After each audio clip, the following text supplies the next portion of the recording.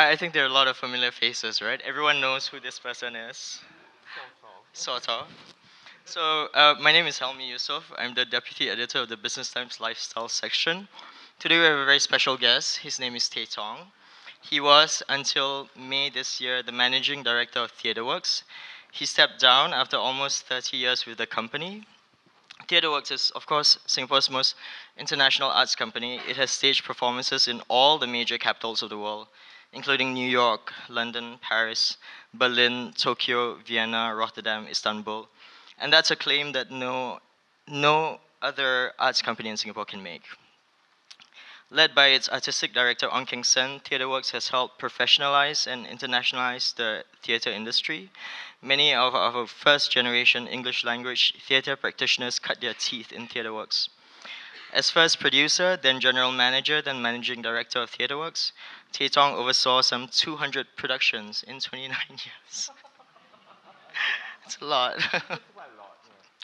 um, I realize the term special guest gets bandied about a lot in an institution like this, but I would say that TT is very, very special because, not least because for years and years and years, he would be the person who is standing at the back of the room or in the wings to make sure that the production or an event like this runs smoothly and that the special guest sitting at the seat where he's sitting would have a smooth time.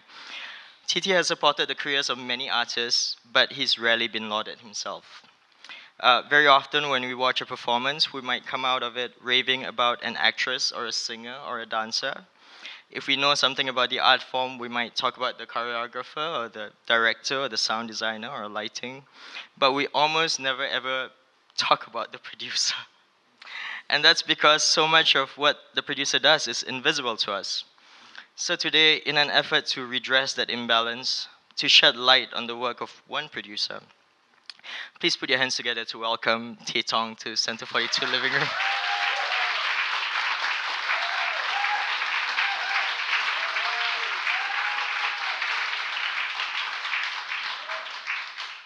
Did you enjoy that? I did. Thank you very much. Was that long enough? We'll do another round All right. later on.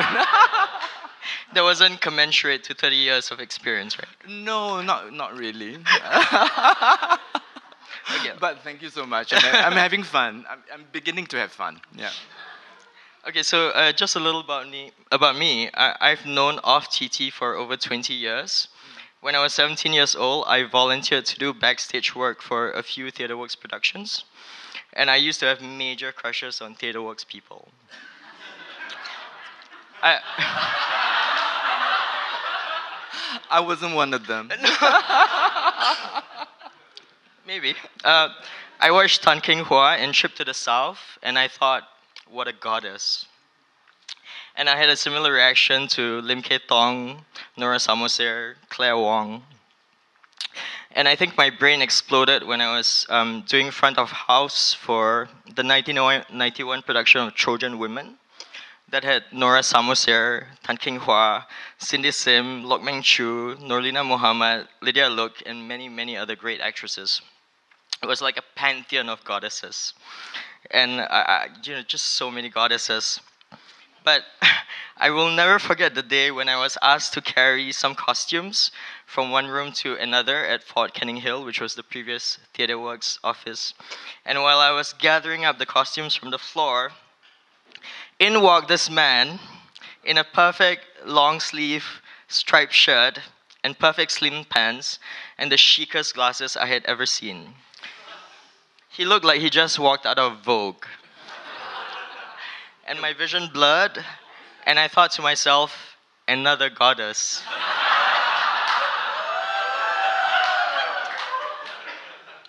Do you mind that I thought of you as a goddess and not a god? No, not at all.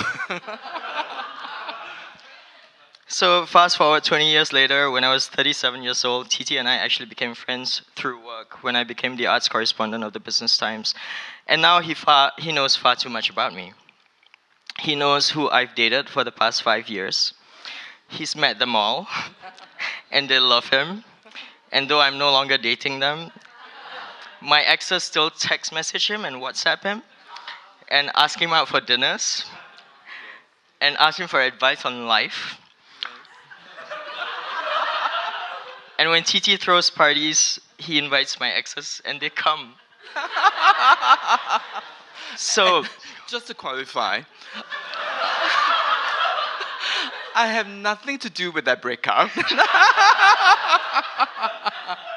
And I've always maintained that I'll still be friends with both parties. okay, great. So I have no secrets with TT. And I suspect that there are quite a few people in this room whose entire love lives can be chronicled by TT as well.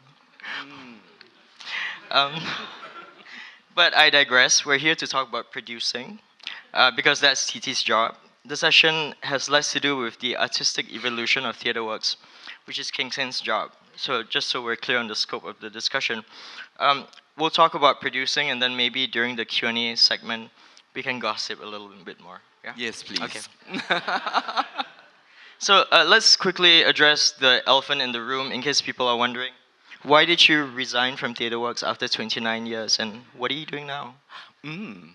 Um, well, because it's almost 30 years, right? And it's exhausting. And just to put it mildly, Who's exhausting you? the, well, definitely the work, but not just the work per se, right? Because you're working in the arts. And, when you're working in the arts, it's really about individuals. So actually, humans do exhaust me quite a bit. And, but, towards the end, like up to 2017, I was doing two portfolios. I was managing director for TheatreWorks, but at the same time, I was working with King Sen as the aide to the festival director for the 5 years. So it was actually a kind of a double portfolio.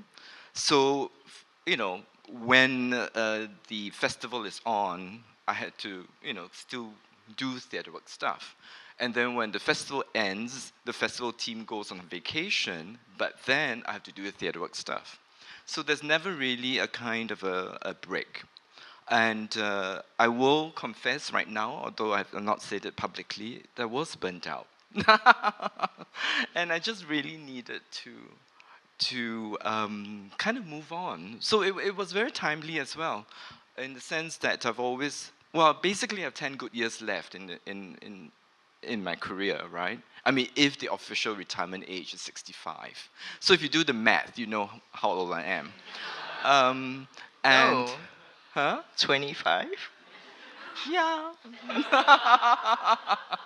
um, and so it was actually quite a good moment for me to sort of switch careers and to move from working in a particular singular organization to perhaps something um, beyond just one organization. Could I use 30 years of my working experience and perhaps create some kind of resonance for the rest of the scene? Which you asked me what am I doing right now, and I'm very fortunate to be able to do this short-term partnership thing. I'm working with the Arts Council, which is actually to look into the establishment of the National Resource Center for Arts Freelancers. And so that sort of work, I mean, it's completely new and I'm enjoying it. I'm learning so much. I'm reading things like Singapore Skills Future, CPF, IRAS. Very Singapore. important things. Huh? What? These are very important things. These are important things, and I discovered that actually there's so many schemes out there for the self-employed person, which 50% of the arts community is, and we never actually tap on it because we think it's all on the other end, right? The other side is for men, it's not meant for us, but actually there's stuff that could be very helpful to the self-employed person. But anyway, so I thought, I have 10 good years left. Could I do something else? Yeah. That sounds great. I think there are a lot of freelancers, of course, working in the arts, and Yeah. would they be able to come to you for advice? um, Would they be able to WhatsApp you and text message you? Would well, you invite them to parties? well, should I do a big party for 55 or a small intimate one for 55? Good question. No, I think that the my gig for this is and it's just it's just a 4 month thing. It's Okay. basically to write up a report. Yeah, Right. yeah. You left because you were burnt out, which is a very real thing in the It arts. is very real. Yeah. Yeah. So that's the official reply. For the unofficial reply, you'll have to get him drunk. Um, okay. So you have something that not everyone in this room has, which is the benefit of seeing the theater scene grow into what some would consider Singapore's richest, most vital, and relevant art form. Tell us about the early years of making theater. Give us some gossip. All right. But maybe I should just answer your question first, and then if if the gossip slips in, it'll slip in, right? Well, I think it was very exciting times in the 80s. I mean, I started officially with TheatreWorks as a full-time employee in '89 January. But prior to that, I was already working alongside King San. Whenever he directs, I'll stage manage. And when he was first invited to direct for TheatreWorks, I stage managed some of his shows. And so from the 80s through, well, let's do by the decades. So the 80s were fun, I think. I think we are all so full of energy. We were really kind of like, putting ourselves out. We will have 9 to 5 jobs, and then in the evening and weekends we'll go for rehearsals, and do the theater that we do. And rehearsals will end 12 midnight, and the next day you're back at the office at 8:30. Yeah, so it's that kind of schedule. And but what drove everybody was a sense that we were making some kind of a difference, because you have to understand the situation back in the 80s. We didn't really have professional theater.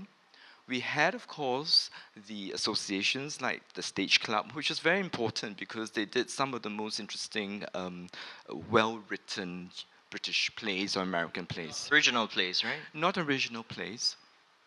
Not and usually not to do with Singapore. Yes. Yeah. Yeah.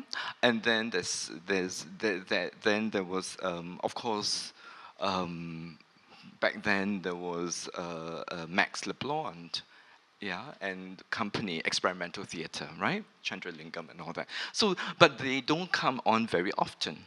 So, and and if you when there's the drama festival or the Festival of Arts, Singapore Arts Festival, in the 80s, that's when you get to see wonderful works that comes in from overseas.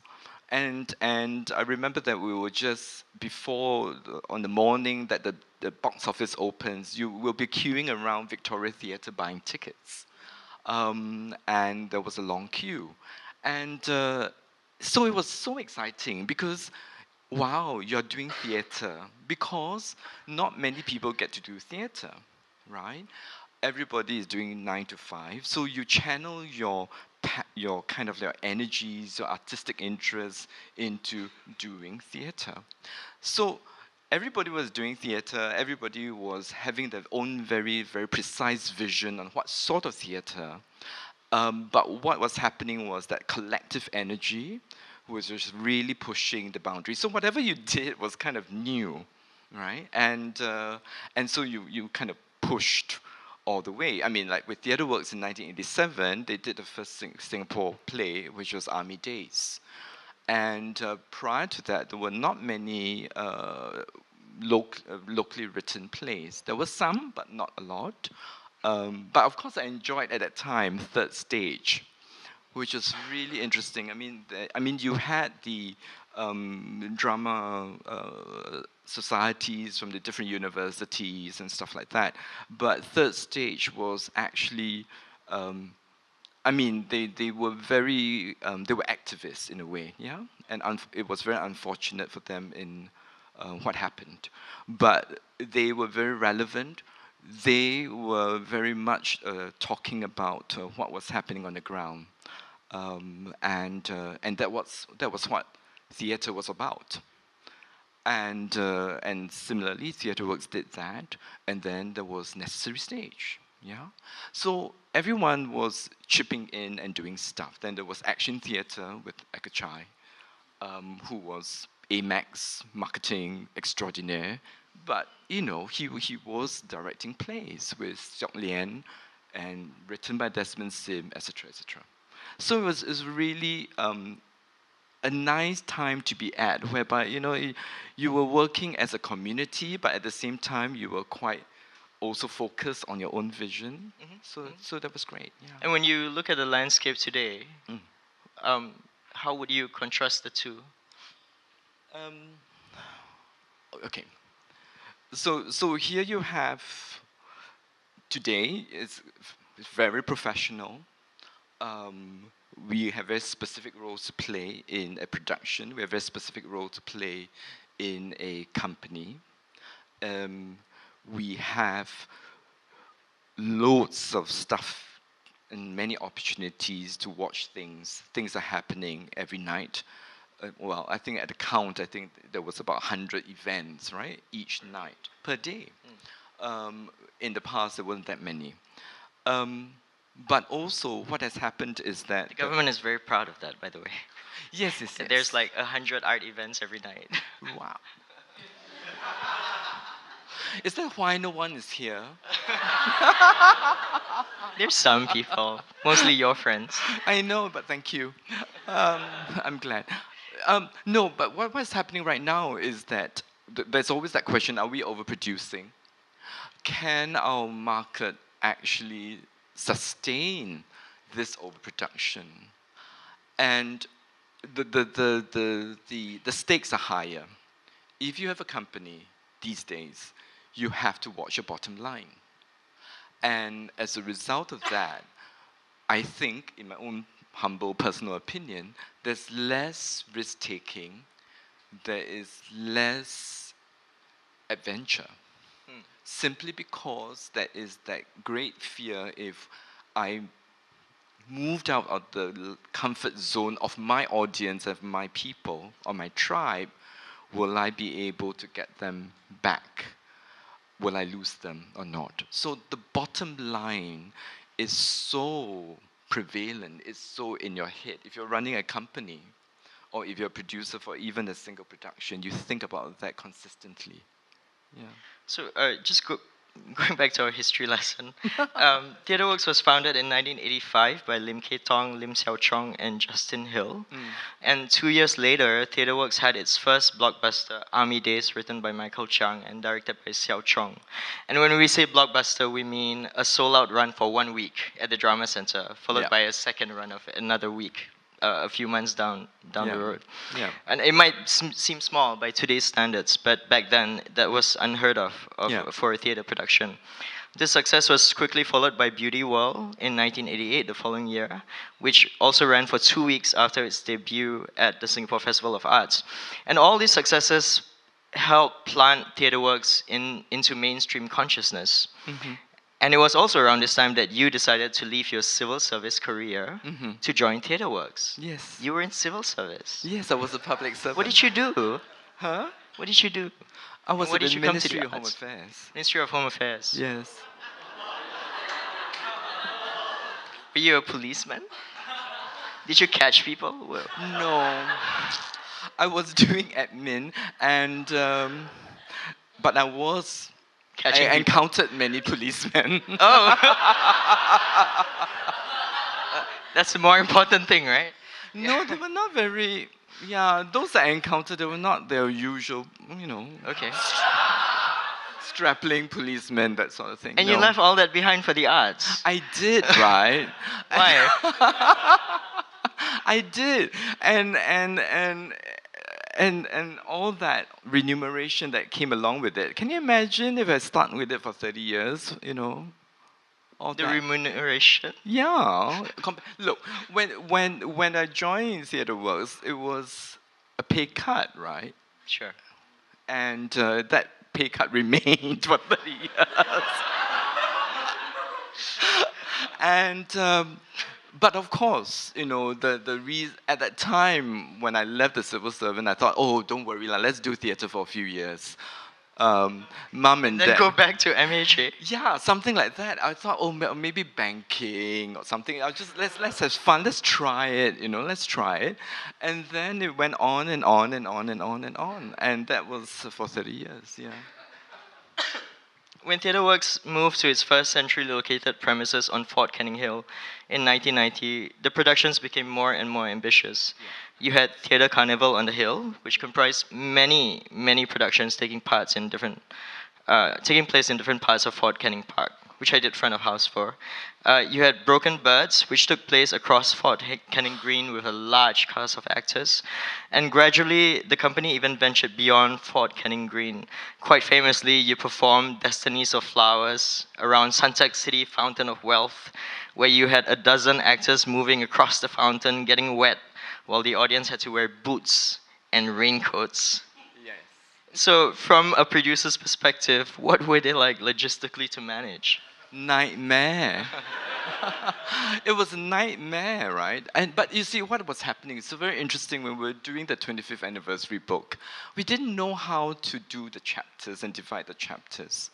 But then find that somehow when we were looking at the entire material, it was so interesting to note that whenever we move to a new premise, the, the company shifts. The physical space informs the possibility of what the company can do. So when we moved prior to Fort Canning Park, we were first at Woodley Park, which was a small little black and white, and we were operating out of 2 bedrooms and 1 living room. And prior to that, we were actually occupying a desk at Dana's husband's office, Dick Wing's office. And so then when we moved to Fort Canning Park, it was a whole new world because it was the first black box. We made the first black box at Fort Canning Park. Prior to that, there was no idea, no concept of the black box. And of course, the park in itself pushed us to do these site-specific works. So we went crazy, right? I mean, artistically, it was wonderful. It's a whole huge new canvas to play with. And once you're bitten by this idea of site-specific work, you just seem to go back to it because you keep pushing the possibilities of the site and all that. Yeah. But as a producer, oh my God, it's nightmare, right? I mean, I remember that, let's say for Destinies of, no, not Destinies, Broken Birds on Fort Canning Hill. So the actors, King Sen would make them roll down the hill, right? Even in the rain and the mud and all that. And then the costume at that time was beige. Right? Beige with the red. And, and they wore costumes every rehearsal, and it was rather rainy each time. I don't know why. And but we would be in the green room toilet, washing, laundering the costumes. So there'd be Lucilla Teo, who was the stage manager. Then there was Dan Lei Hun, who was the production manager, and myself. We were just washing costumes till 3 a.m. And then the next day, the costumes are ready for rehearsals. And I'm sure these struggles still continue. These struggles still continue, but at that time, we didn't really have wardrobe personnel. Right. We couldn't afford to get your dry cleaners to come and pick up your costumes, please, darling, and send it to me in 24 hours, right, the next day. None of that. So you were literally doing it all yourself, yeah. But, these are all logistical stuff. But what is really important was that you were able to see a new way of making theatre, and I think that's more important. And I think that, and that's why we were all doing it behind it, no matter how much the hard work was. But we have fun. I think Casey, do you remember Casey? Well, Casey was one of the actors in Broken Birds. And one of my favorite stories was... Quick, gossip, quick. Someone who was... there were many wonderful stories. But there was one person who was dancing and dancing and dancing, even though even though the lights were off and it was interval. So I had to crawl up to her to say, "It's interval, stop." But she was so into the performance, right? But anyway, so doing these site-specific work, like Young Family in Amoy Street on in an old shop house, you really begin to explore this idea of what space is, what theater is, what's the relationship between the performer and the audience. And I think that sort of exploration we're doing less and less of. So I kind of missed that. And don't forget, at that time was also in 1990, right? 89, 1990, while we were exploring all this site-specific work, there was the writer's laboratory. And that's when, where writers like Russell who's here, um, Desmond, Ovidia, Eleanor Wong, who were writing away, Tan Hao was writing away, and they were producing plays. And all of a sudden, there were so many plays that we need to stage. Right? So you had to find different platforms or vehicles for these plays to be staged. Because everything seems to be, let's not waste, right? It's precious. And you want to encourage that. And Robin was there. Robin was a young 18-year-old. Young. And he's still young. And he was inducted into the writers lab, right? But he saw all that happening at that time. He was working with me, and we were kind of doing it together. Yeah. He calls himself TheatreWorks baby, right? After all these years, still. Yeah. Because it's a babe.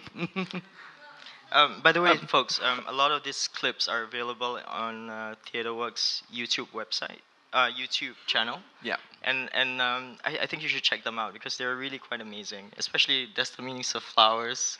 There's Looking means of flowers in the mirror. yeah. Looking at those people sort of under the big fountain. getting Yeah, wet. because Kingston had this crazy vision of, hey, no, TT, can we do this in the middle of the fountain?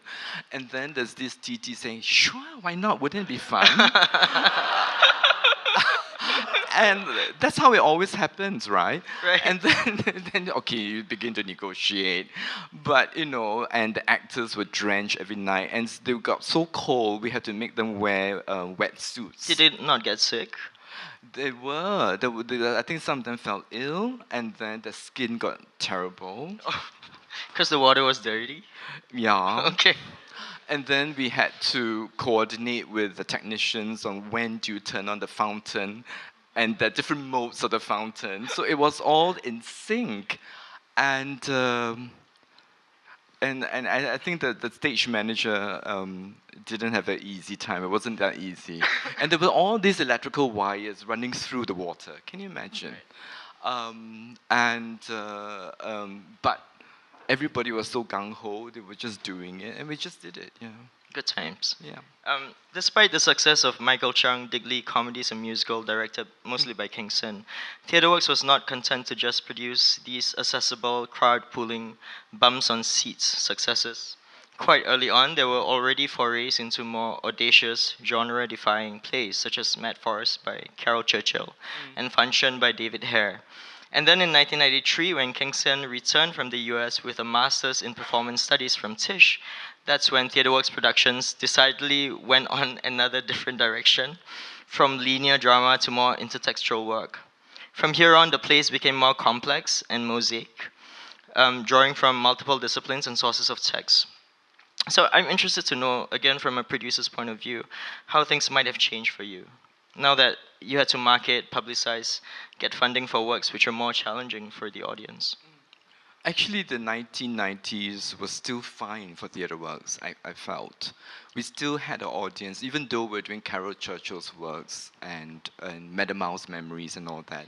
These were still very much well-made dramas. Yeah, the form was slightly different. I mean, for example, we're doing Three Children, where we first introduced Chinese opera into performance.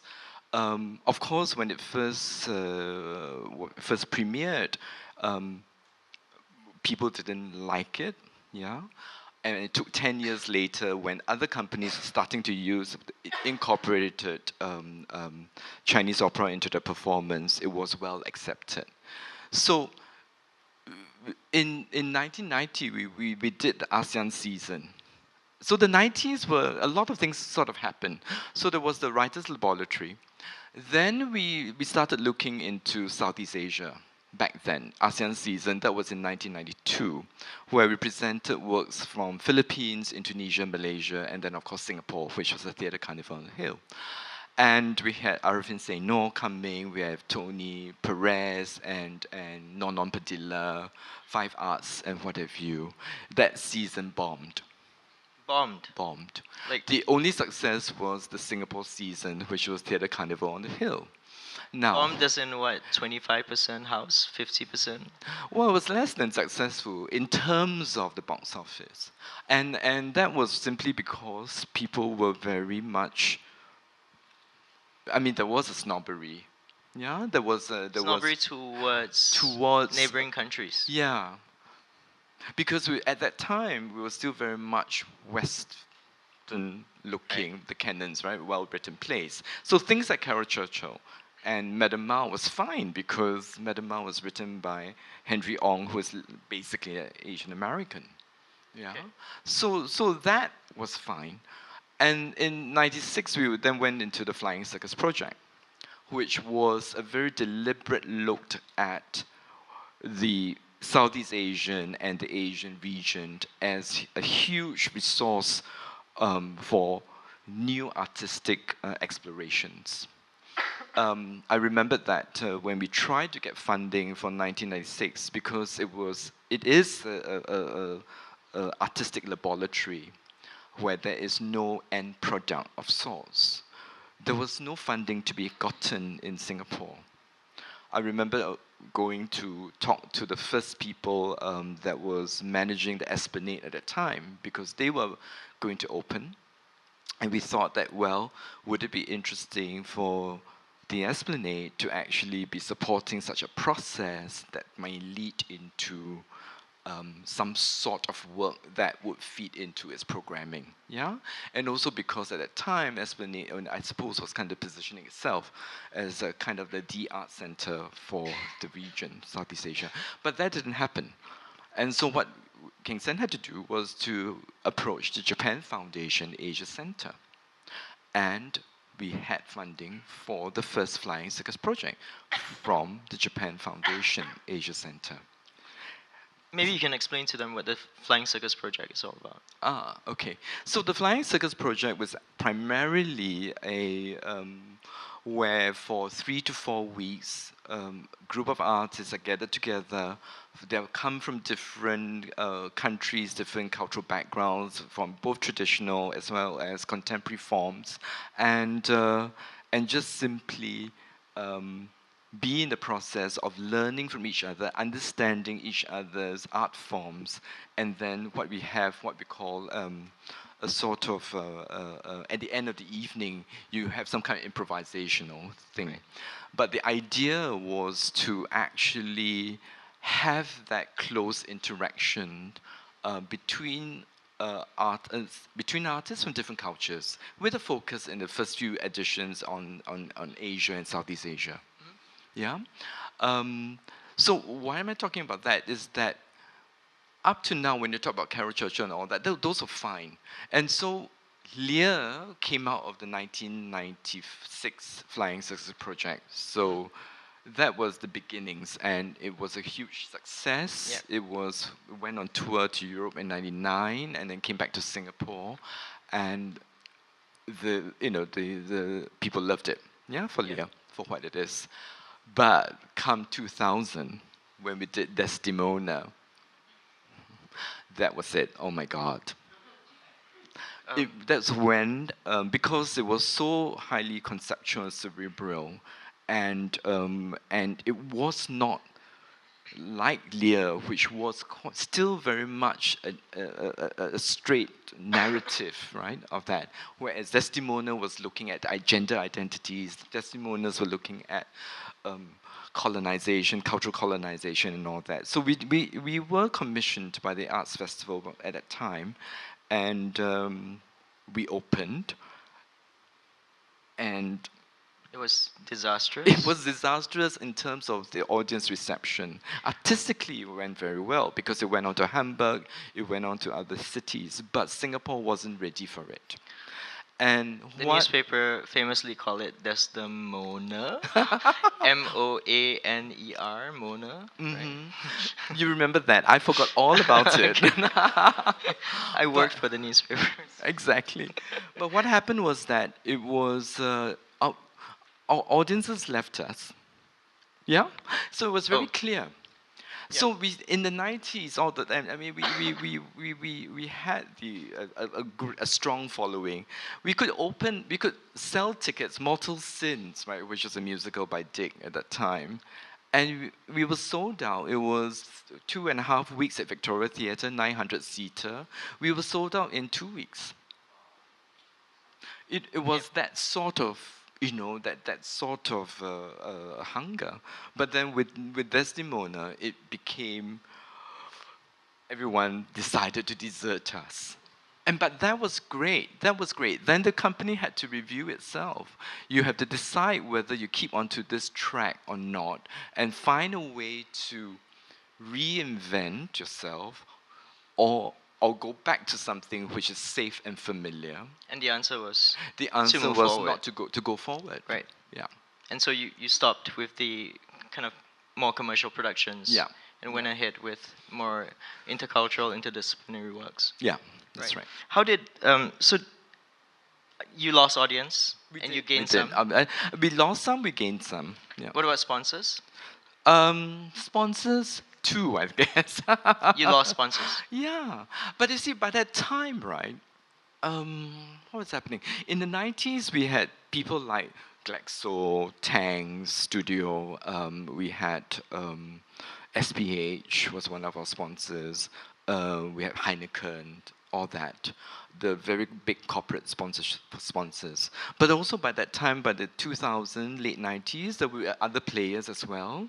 There were other players who were more populist, I suppose.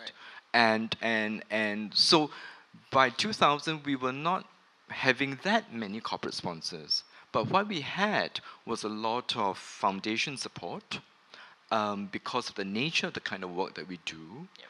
And also individual donors who believed in the work that TheatreWorks does. I mean, the success of Lear would have helped you sort of, it opened doors, surely. It opened doors, but international doors, not international local doors ones. as well. International doors definitely. Yeah, but Desdemona was very different from Lear. Yes. um, you know, in Singapore, even our best artists kind of struggle to scale up because of the small population size and limited audience base. If there's any company that's been able to surmount this challenge for a good length of time, it's TheatreWorks. What do you think were the important factors that helped TheatreWorks accomplish that? Well, I think I had a very TheatreWorks has still a fabulous visionary artistic director. Largely the success of TheatreWorks, I would attribute it to King Sen's vision of art making. Because of his vision and how he kind of constantly pushed the boundary and kind of like pushed the rest of us along the way, you know, it does establish TheatreWorks as still a artistically important company, not just necessarily in Singapore. I think in a way he's doing not as many works in Singapore as before, but his commissions are coming from outside Singapore and international institutions and festivals. Yeah.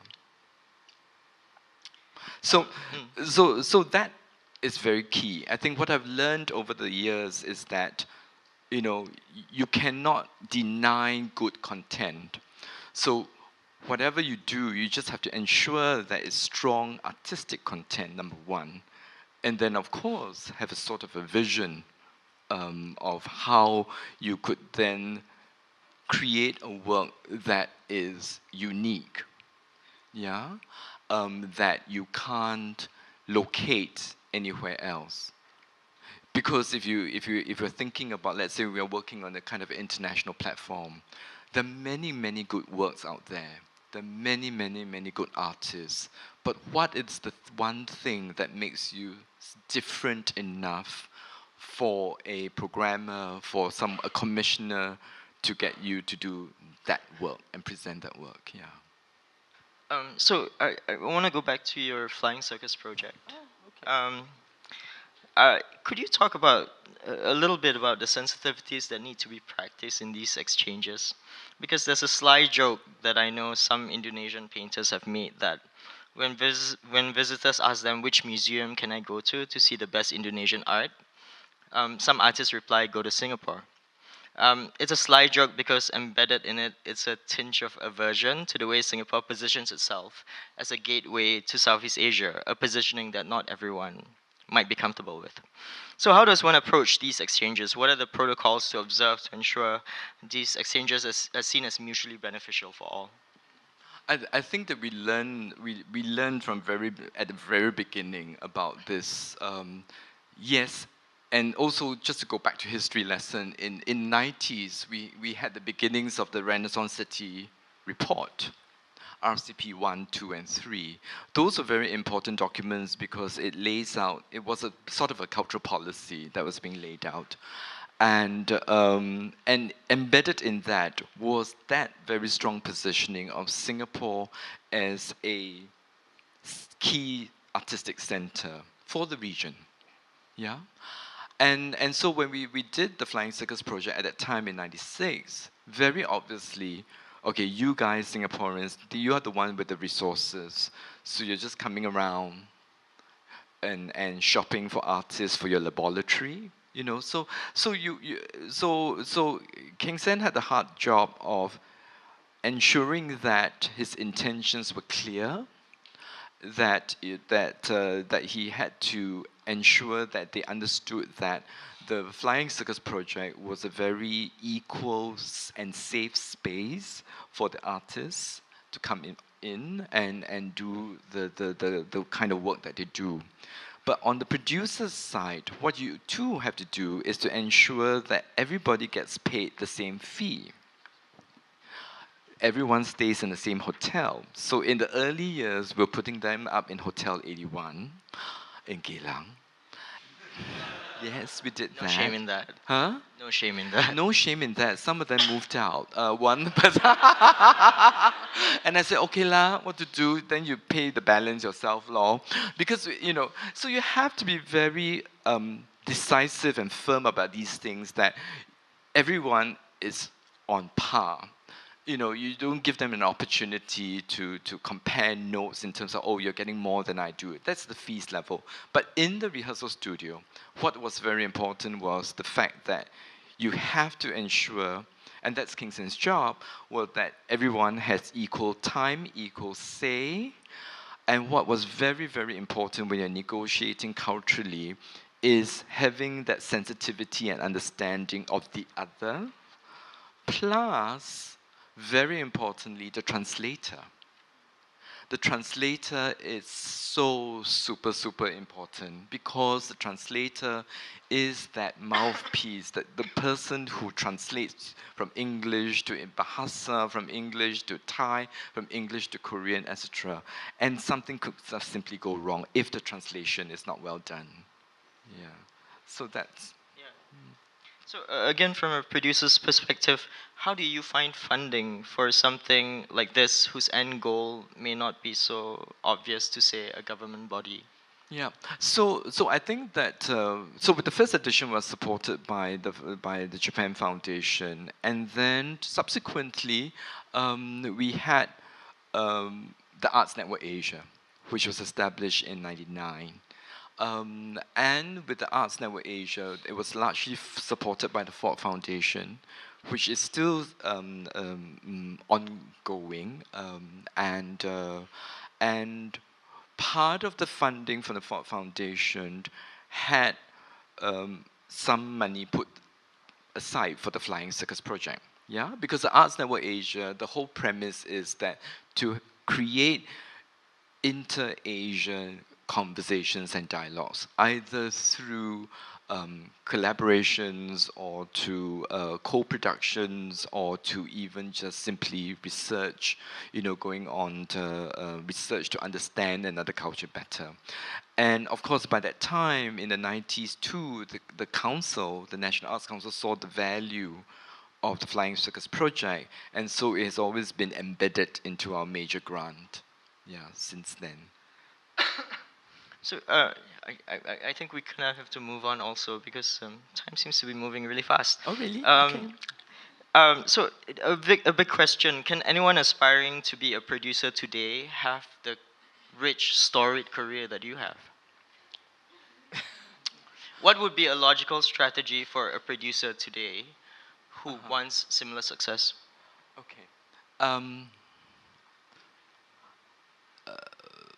oh, I think that I owe my success, whatever that means, to the very fact that I had been offered or given very rich opportunities to actually work on, right?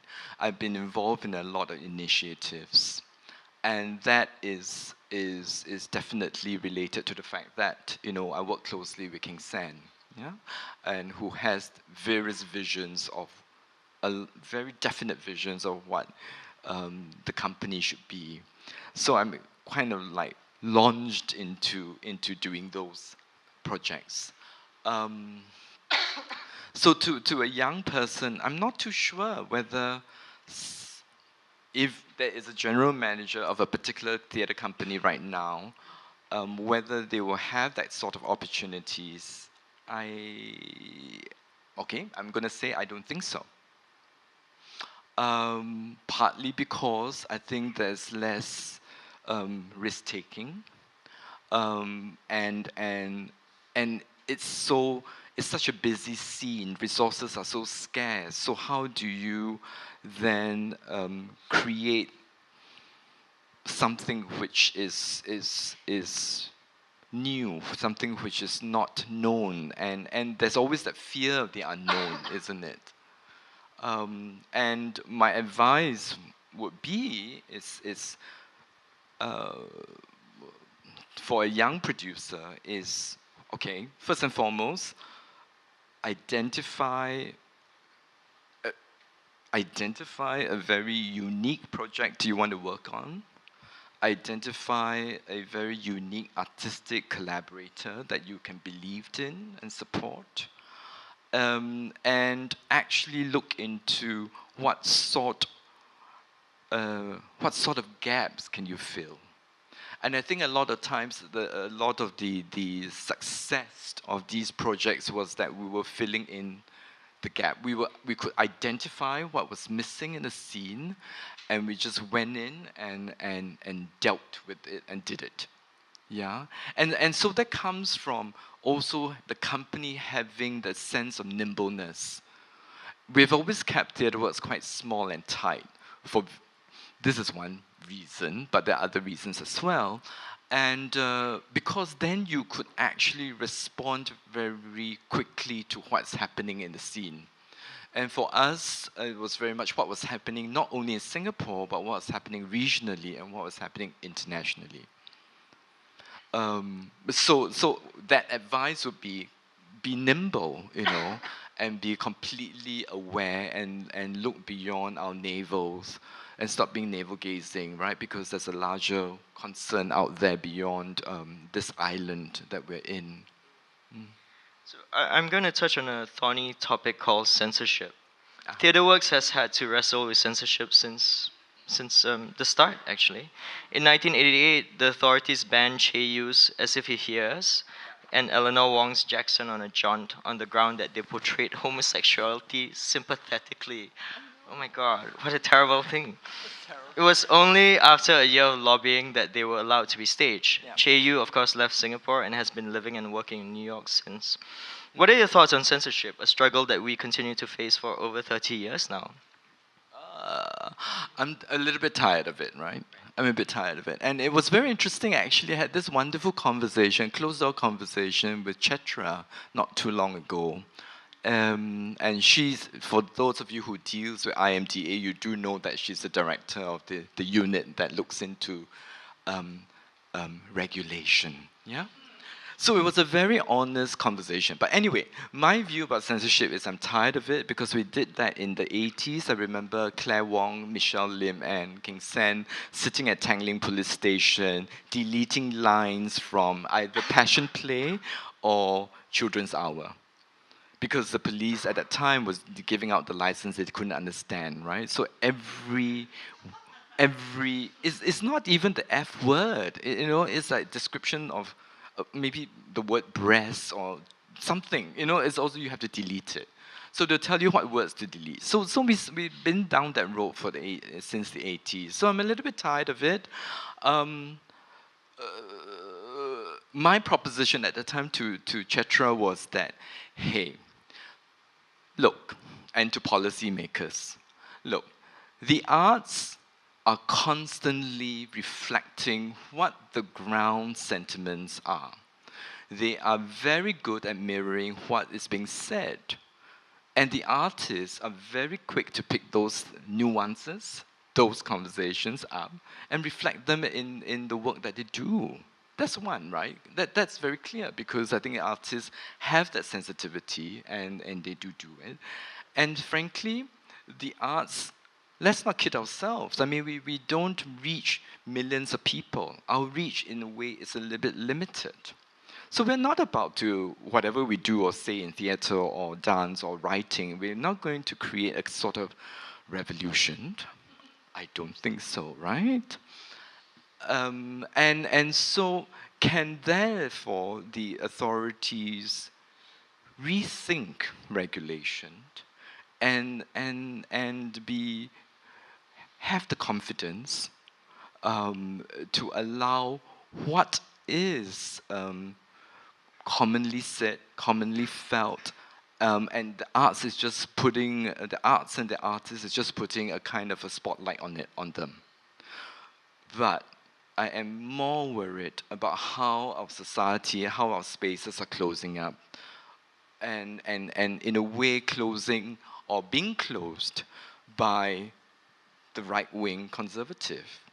And You feel that way? You feel that in the yeah. past 5 to 10 In the years, past, I think there's since been a development towards that? LKY, you know, I thought post LKY would be better, but no, actually, during LKY, it was much easier. Post LKY, there was all of a sudden that sense of like no confidence, very sensitive, insecure, and you had that shift to the conservative, very conservative right wing, right? And when it's convenient, it's always attributed to, well, the society is not ready. Let's look at the repeal 377A. It's nonsense, right? And then you have a bunch of policymakers who are still deciding on how you should live your life, whether you should smoke or not smoke in your own home. I mean, come on, who do they think they are? Goddesses? I don't know. Right? But okay, beyond that, I think that's something that we can do. I think we should be doing something. I don't think that we should be sitting here complaining. I mean, I complain about censorship, but after a while, I just give up complaining and just deal with it. What time is it? Time Oh, is 8:34. oh, we've got half an hour left. We have half an Okay. hour left. Sorry, guys. Let's move on to you. Okay. Me? We've talked about serious things enough, don't you think? We've had an hour of talking about censorship and production. Okay. So, Oh, um, nothing. Don't worry. It's very, very, very so I've been sterile. told not to ask very personal questions, but then he hasn't told you not to ask personal questions. So you can ask. You can ask. Yeah. Okay. So you have a two-syllabic name, the very catchy Tay Tong. which we call TT. But you were born with a three-syllabic name. Who knew? How did that three-syllabic name shrink to two? Well, because I come from a family who are business people, and my original three-syllabic name that was given by my grandfather had the word. Well, it was in school. I was known as up to maybe I think up to JC 18 years old. I was still known as Tay Su, right? And Su, TYS. TGS. TGS. Yeah. So TKGS? TKG. Never. MGS perhaps. But anyway, so the last name Su in Mandarin and as well as Hokkien, which is my dialect group, means losses, to lose. And so the family, the uncles and all that say, oh, maybe it's not such a good name to have because we are all entrepreneurs. So the family was a business family, yeah. So and then they went to see this wise old man, and and my name got changed to Tay Tong, and so were my cousins. My cousins of the same generation, they all had name changed, so they're now very very successful. Wow. I need a name change. Um, True. You went to ACS at a time when there were a lot of future tastemakers who were among your schoolmates. Tell us about that. ACS. Yeah. Um, So there was Glenn Gui was there. yes, Glenn was there. Ivan Heng was Ivan there. was there. King Sen was there. Peter Teo was there. Peter Teo, who is the founder of PS Cafe. PS Cafe. Gary Sung, photographer. Hmm. I think John Klang was John Klang was much there as younger, well? yeah, Okay, and then okay. etc. etc. Okay, Yu Bang and all that. Yes, ACS. ACS was fabulous. I think ACS had. Of course, ACS, for those of you who don't know, is Anglo-Chinese school. It's an all-boys mission school, and Which makes it really convenient to dress up when you need to stage plays, right? To cross-dress for some people. yes, but I think let's look beyond that. Because I think that what the school had at that time, I mean, we had great teachers. I think they were very, very tolerant of all our individual idiosyncrasies. Oh yeah. Yeah, to put it mildly, and literature was a big thing. We loved literature, and we had great literature teachers. But then on an annual basis, you have the drama festival, you had the music festival, you had the fancy dress competition. Oh, that must be the highlight of your year. It was the highlight of the year, Yeah. all right? And then of the year-end dinner, right, at the closing year. And that year, when we were 16 years old, a fellow classmate of mine came out completely as Marilyn Monroe. Wow. And she looked really like Marilyn Monroe on stage with all the right makeup and everything. So we had very tolerant teachers who loved us and who allowed us to be who we are or were. And there were very little cases of harassment by the boys, and so it was a very kind of like, it's weird, right? I mean, on every Monday you go to chapel and you sing the hymns and what have you. You have the Barker Road Church attached to ACS next door, but yet at the same time there was so much tolerance. Or they just let you be lah. Yeah, yeah. That's wonderful. It's wonderful. I've got more questions, but I think we need to throw it up to the floor. Oh, really? Yeah. Why don't you ask a little some- bit more, then the floor has less time. No, I think there are people here who would like to know about producing or the history of TheatreWorks or theater in Singapore. Or maybe who slept with whom before they married whom.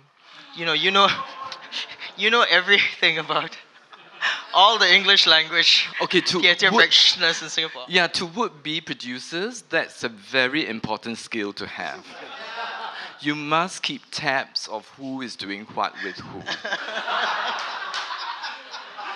Simply, well, okay, not because you want to be a capo, but really because it does affect the work. It does affect Yes, the it work. does. So I'm forbidden to ask these questions about whatever shenanigans, but you can. So we will throw it up to the floor. Yeah, but there's none. Does anyone have any questions? No pressing questions, right?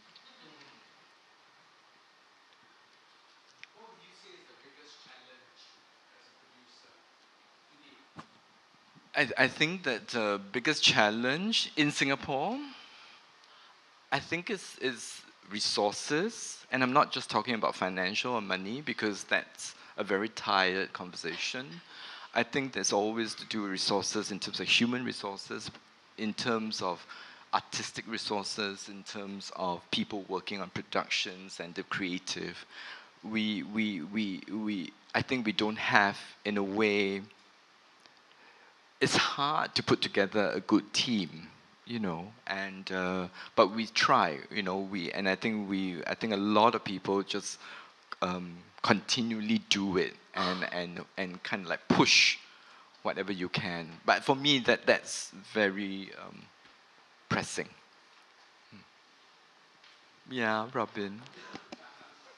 Hello, TT. Hello.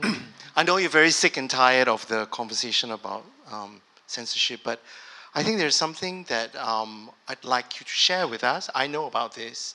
I bring you back to 1997. TheatreWorks had a production in Jubilee Hall called Hot Dogs and Eternal Triangles. Yes. And you had to run in with the law. Yes. Because one of the performers, and this is, correct me if I'm wrong, because the rules state that you are not allowed to actually go into the audience. Yes. And one of the performers did. Yes. And there was serious, you were asked to present yourself at the police station. Yes, I did. Yes.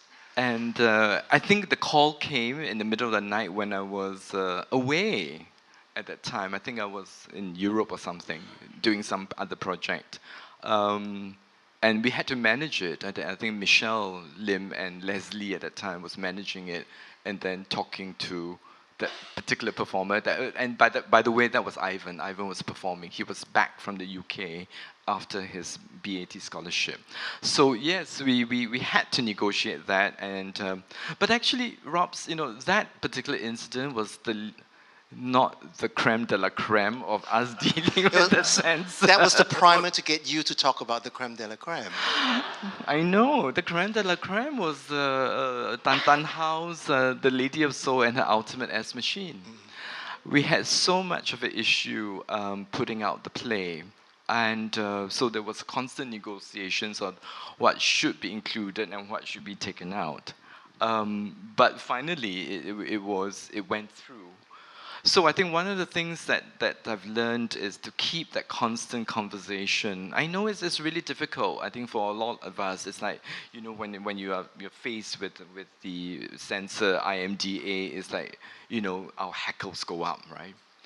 But I think over the years, what has happened is that you need to be able to hold your position and give them a very strong reason why the script should not be censored, and fight it. Fight it in a way of not being antagonistic, because everybody is doing their jobs. They are doing their jobs, and we are doing our jobs. So, what is the best way? How do you negotiate consistently? Negotiate in a way that you don't have to feel that you've lost artistic integrity in doing it. I think that's very important. And if it really comes to a point whereby they refuse to allow it to happen, then don't do it, but go public.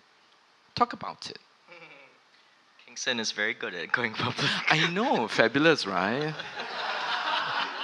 And I'm very glad for it, because I think that, I think we should be able to talk about it, yeah. Because it happens, yeah.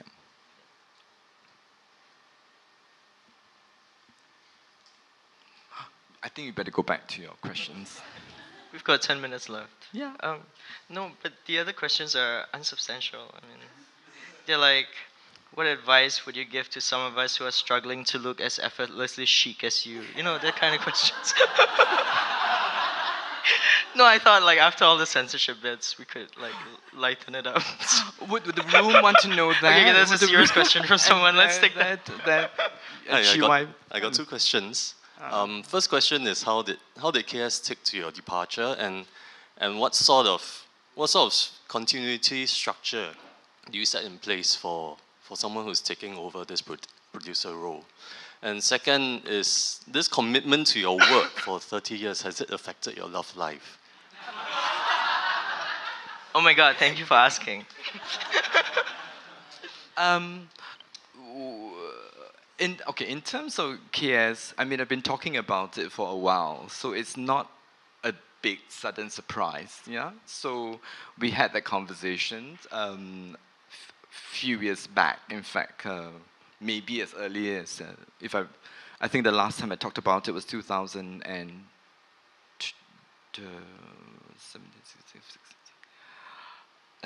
maybe 2013, 2014. And then he was offered the artistic director's position for CIFA, which is a fabulous opportunity. And I did say that, okay, I'll stay another 5 years to see through and work with him on CIFA. And so when CIFA ended in 2017, I mean, we only did 4 editions. It was time to go. So I think for him, I think he's adjusted to it very, very well.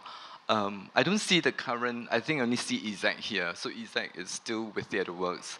And I think they are working brilliantly a situation whereby the younger management and executives are actually given more empowerment to kind of like run the company the way they best can. And I think that's how it should be. You know, I can set it up to a point. I can set it up to make sure that we have sufficient resources when they're black, and Kingston can drive the artistic vision, but then the executives have to do it the way they know how to do and do it best, the best that they can. And they have every right and opportunity to change things, and they must. Because 30 years is a very long time, and it's, you know, some of the perhaps the methodology doesn't work anymore, it's archaic and all that sort of thing. So I remain on the board, but I try not to be too involved. It was really hard. I was just telling Helmi that how 30th of April was my last day at TheatreWorks this year, and 1st of May was my first day where I all of a sudden had no identity, because I was constantly identified with TheatreWorks. And so that was odd and strange. So 30 years never taught me how to deal with that moment. And it was like, how? And you know, it's like, who am I? And all that nonsense, right? But it was only 6 weeks. After 6 weeks, when I was in Sri Lanka, it was fine. And, that's when I decided to let it all go, right? Because you can't, you have to. Because if you don't let it go, then you can't move on to your next and new chapter. Yeah, does that answer the question? The gentleman also had another question about your love life. Yes. It killed my love life. It killed any sort of potential. And we were just talking earlier on, and have major regrets. Because, you know, when you're working in theatre or in the arts, you become so passionate and so involved, and you always felt that you had time.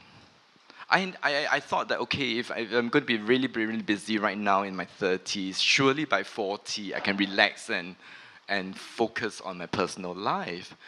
But yeah, I may be ready to focus on personal life, but then there's no one there. You know what I mean? And so that was I was just thinking about it, and that was the thing, because part of the reason for leaving is not because I want to find a love life. Even if it happens, great. Yeah. If it doesn't, it doesn't. But what I was thinking was that sometimes we shouldn't overextend ourselves. Because when you're working in the arts, you just give and give and give. You forget at some day that you will be very much left alone, whereby the work continues, the work remains, the organization remains, the people in the organization remains, but no one's going to look after you. And that was my realization. It's kind of sad, but it's great because then I still have 10 good years left, right? And to be able to have a kind of a change. And I urge everyone that do it passionately, do it lovingly, but look after yourself, look after your mental wellness, look after your heart, look after your spirit. And if there's any opportunity for love life, grab it. Go for it. Go for it, right? Whatever shape, sizes, color, whatever. There was one more question there. Just hang on for a while. We're just recording. Oh yeah, they're recording you.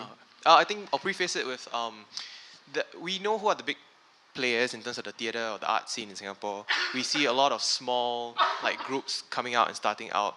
I think my question is, what's your response to the question, where are the middle-sized people, middle-sized groups? And then maybe personally, who to you is up and coming and you're interested in seeing the growth and development of? Define middle size.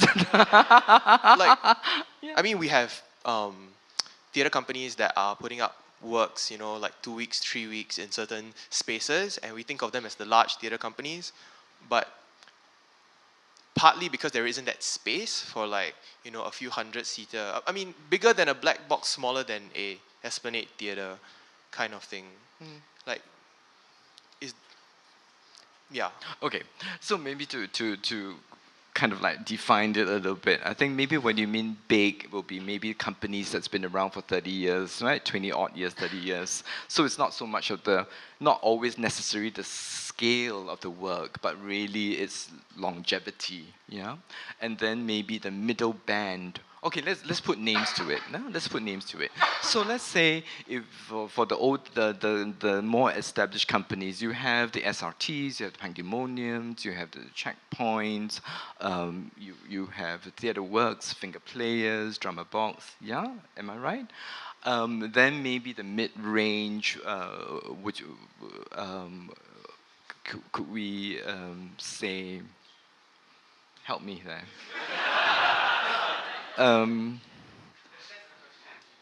So where's the mid-size? And then the younger companies is coming. Okay, so I think it's a good ecosystem.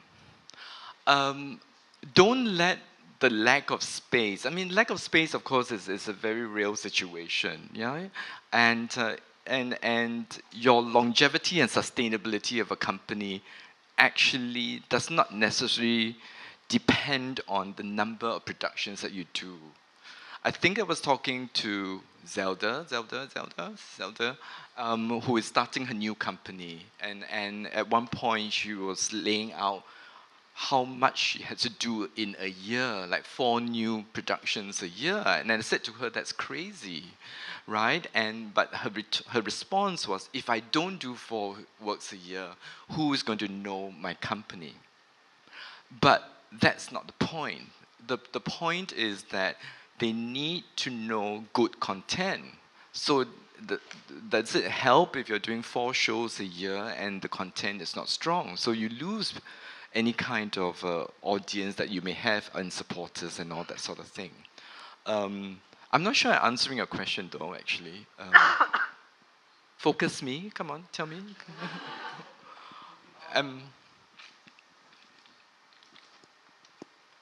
What would you like to know? I won't tell you who I think are interesting young artists. That's not fair.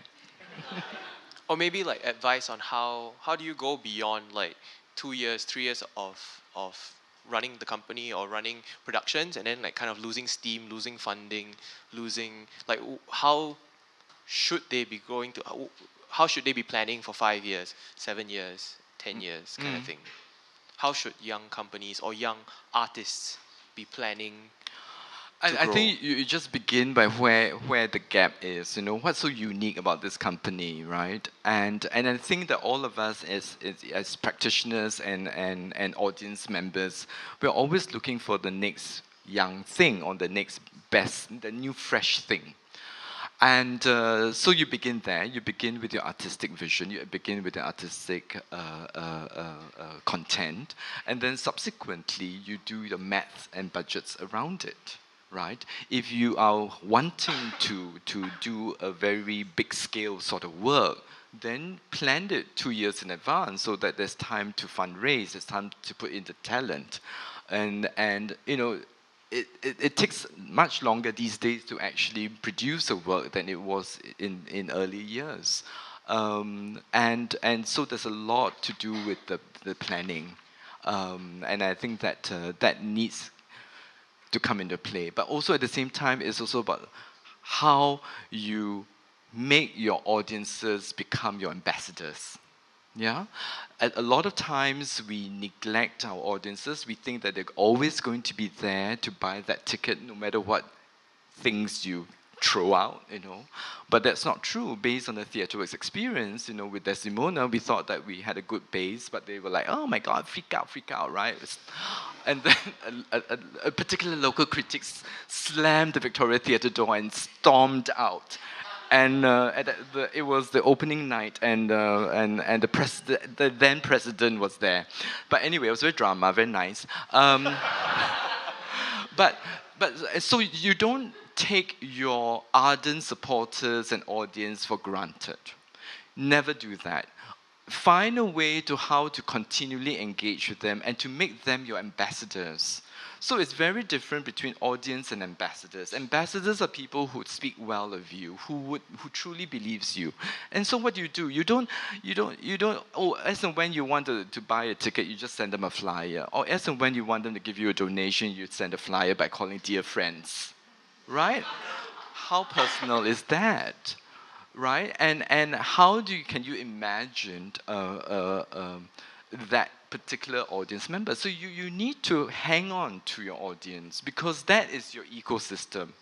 And the same with the artist who wants to work with you. They are your ecosystem. They are the ones that's going to give you the energy and the lifeblood to carry on. Beyond the usual funding, beyond all that, yeah. So it's a whole matrix of stuff. I wish I can give it to you in a kind of very simple way, but it's quite tough, yeah. So I think we're to wrap up. Okay. I just to wrap up, I just wanna. Sorry?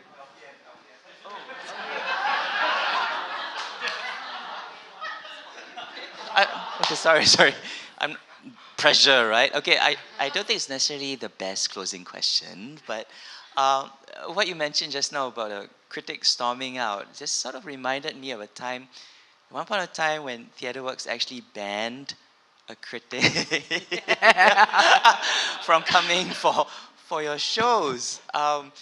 So like reflecting on that time, do you think that was, would you do it again? If if you had some sort of what is seen as quite hostile reception or criticism, is this something that, looking back right now, you would do again? Okay, I don't know about the current TheatreWorks team, huh? But let's say I think I would though, Alfian. I would, because I think that what happened there, it wasn't just a once-off. It was really a series whereby the writer definitely did not wish to engage. It was, and and I think sometimes the issue is they don't declare their interests. Because I think if you look at Michael Bollington's writing, or let's say Lynn Gardner, they do kind of tell you, this is the sort of works I like, or this is the sort of work I don't like. So it's kind of contextualized for the reader. But in the case, in that particular situation, there was no real wish to engage, or at least to try to see your point of view, no matter how often you sort of reach out. So if I'm faced with a similar situation again, I think I would. It sounds terrible and draconian, but no need to be PR lah. Because it's so tiring, right? I mean, it's so tiring. Can you imagine? Of course, when you put the work, as an artist, you put out your work, you're open to all sorts of criticism, and that we can take. But if you realize it's a consistent kind of like refusal to even see or to engage whatever you're trying to do, it's yeah. Oh, you're a right critic. You want to say something? No. This is TT in conversation with Helmi.